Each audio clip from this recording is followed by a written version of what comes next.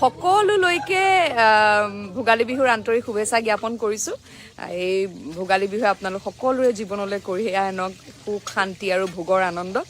মই অকণমান পৰিৱেশটো দেখুৱাইছোঁ দেই, সকলো আছে একদম ফূৰ্তি হৈছে। মোৰ আকৌ ঘটনা এটা হ'ল, এয়া আজি পৰি পেলাই ভৰিখন বাৰু সেই বিষয়ে ক'ম বাৰু। এয়া মাছ ফ্ৰাই চলি আছে, এয়া এগৰাকী বৰমা। মই আজি দিনৰ দিনত ঘৰত পৰি পেলাই এই সোঁফালৰ ভগান ভাগিছেনে নাই কি নাজানো। আজি উৰুকা খাই লওঁ, কাইলৈহে এক্সৰে কৰিম আৰু। তাৰপিছত আঙুলিটো, সেই 2 নম্বৰ আঙুলিটো তেজ ওলাইছে, অলপ ফুলিছে বা যি হওক আৰু। এতিয়া উৰুকা বুলি এইবিলাক পাহৰিছোঁ, বিষ চিক।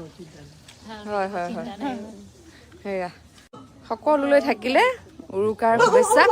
আৰু যিসকল এতিয়া গুৱাহাটীতো মোৰ পৰিয়ালবৰ্গ আছে, অকণমান আগতে দুদাই ফোন কৰিছে, কৈছে পৰিৱেশটো দেখুৱাব লাগে।